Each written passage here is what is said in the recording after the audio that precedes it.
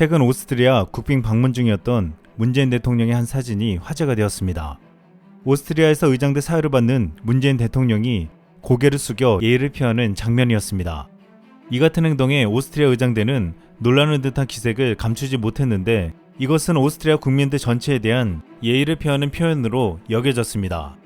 한 네티즌은 한국이 오스트리아보다도 국력이 위에 있는 나라임에도 겸손함을 표현하는 행동이라고 했습니다. 한국과 오스트리아는 1892년 수교에 내년에 130주년을 맞이합니다. 문재인 대통령의 국빈 방문은 양국 수교 이후 129년 만에 첫 방문이었습니다. 그래서 이번 방문은 더욱 의미가 깊다고 여겨졌는데 오스트리아가 한국 대통령을 맞이하는 모습은 많은 이들에게 놀라움을 주었습니다.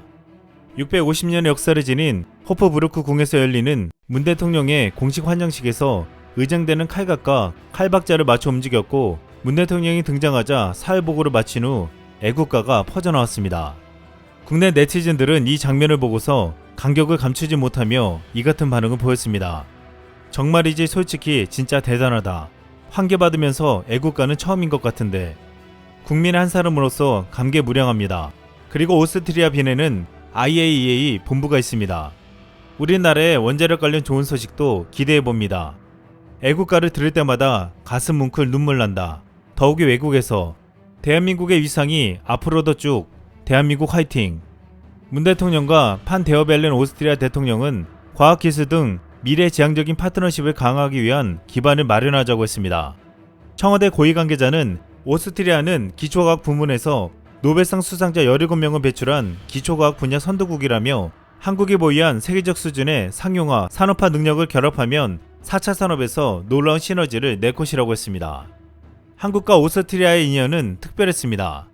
김정숙 여사는 빈미수사 박물관에 방문해서 1892년 수교 직후 조선 고종 황제가 프란츠 오제프 1세 황제에게 선물한 조선 황제의 투구와 갑옷을 관람했습니다.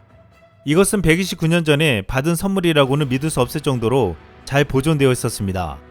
또한 오스트리아 출신의 마리안느 마가렛 간호사는 한국에서 가장 소외된 소록도 한센병원에서 헌신하다가 편지 한 장을 남기고 호련히 떠나며 한국인들에게 큰 감동을 주기도 했습니다. 한반도 남쪽 끝에 작은 섬에 위치한 소록도 병원은 일본이 한국을 강제 점령했던 1916년에 설립되었습니다.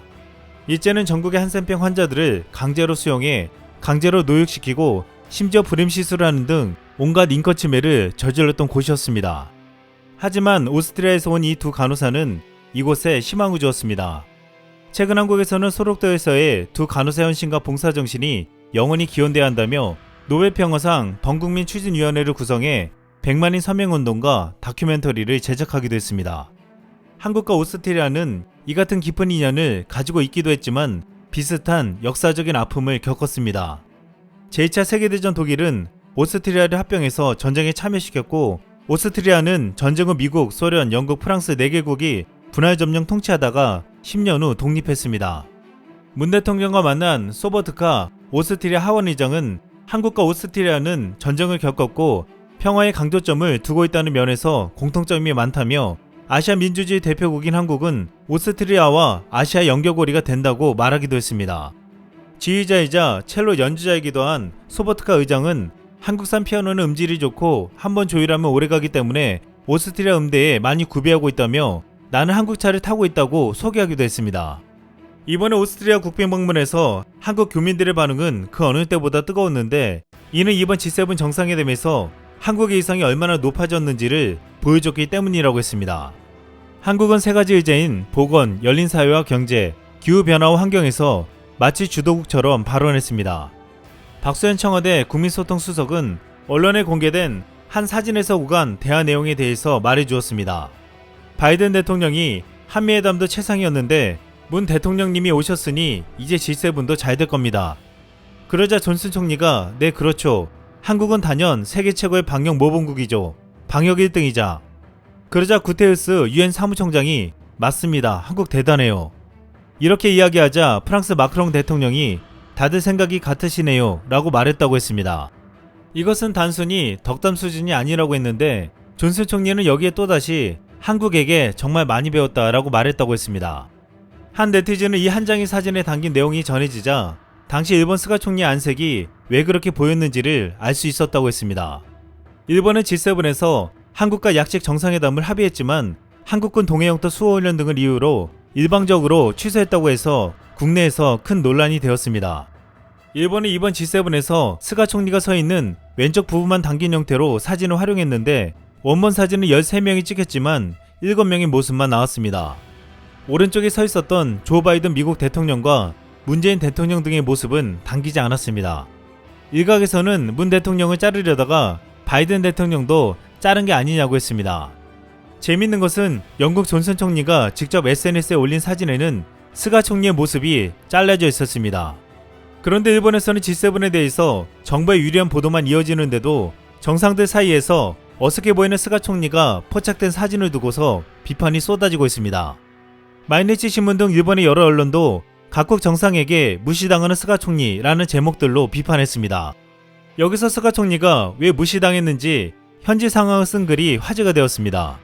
G7 정상회의에서 기념 촬영을 한다마는 각국 정상의 모습에서 영국 존슨 총리가 스가 총리에게 반갑습니다 라고 누구라도 아는 중학생 수준의 인사를 건넸는데 스가 총리는 무반응으로 반응했다는 것입니다. 존슨 총리는 말 없는 스가 총리를 보고 난감한 표정을 짓고 있었다고 했습니다. 언론은 유창한 영어 회화는 못해도 약간의 인사의 뜻도 모르는 스가 총리를 향해 바보라는 표현을 쓰며 부끄럽다고 말하기까지 했습니다. 일본 네티즌들은 이 기사에 이런 댓글을 남겼습니다. 영어를 할 수 없는 것은 치명적이야. 역시 일국의 총리가 되면 어학은 소중하다. 영어를 할 수 없는 이전에 눈앞에 사람이 말을 걸어오면 상대를 봐야 한다. 마음을 그쪽에 기울이는 자세가 중요한 것이지 평소 기자회견에서도 보았지만 사람과 커뮤니케이션을 취할 수 없는 사람이다. 좀 우울하다. 다른 일은 부하에게 맡길 수 있지만 외교는 총리 자신이 하지 않으면 안 되니까 이 사람은 안쪽에서 힘을 발휘하지만 밖에 나오는 것은 역시 맞지 않네. 일본 스가 총리와 다르게 각국의 정상들과 서로 웃으면서 담소를 주고 나누며 교감하는 문 대통령의 모습은 극명하게 대비되었습니다. 문재인 대통령은 오스트리아에서 국빈 방문을 마치고 스페인으로 갔습니다. 스페인은 코로나 이후 처음으로 문 대통령을 맞이하면서 오랜만에 왕실에서 주최하는 연회를 연다고 했습니다. 현재 스페인 왕비는 만찬에 입으려고 사상 최고의 드레스를 준비하고 있다고 알려졌습니다. 또한 국왕이 문 대통령과 함께 스페인 상하원을 동시에 방문하고 수도 마드리드에서는 마드리드를 상징하는 대형 황금 열쇠를 직접 선물할 예정이라고 했습니다. 또한 여기에 스페인 최대 경제 행사에 참석하기 위해 바르셀로나를 전격 방문할 예정이라고 했는데 스페인은 이번에 한국과 경제, 과학, 보건, 문화 등 모든 것을 협력하려 한다고 했습니다. 이렇게 해서 스페인은 한국과 스페인의 관계가 매우 특별하다는 걸 대대적으로 알리려고 작정했다고 했습니다. 한국은 이번에 영국에서 G7 정상회의에 참가해 주도국가 같은 역할을 하고 오스트리아와 스페인에서 최고의 대접을 받으며 높아진 위상을 자랑했습니다. 문 대통령은 과거 한국은 강대국들의 회의에서 우리 목소리를 내지 못했다고 했습니다. 하지만 이제 대한민국은 세계 10위권의 경제대국이 됐고 세계에서 가장 성숙한 국민들이 민주주의, 방역, 탄소 중립을 위해 행동하는 나라가 됐다고 했습니다. 그러면서 이렇게 말했습니다. 이제 우리는 우리 운명을 스스로 결정할 수 있는 나라가 됐다. 이상 쓸멍이었습니다.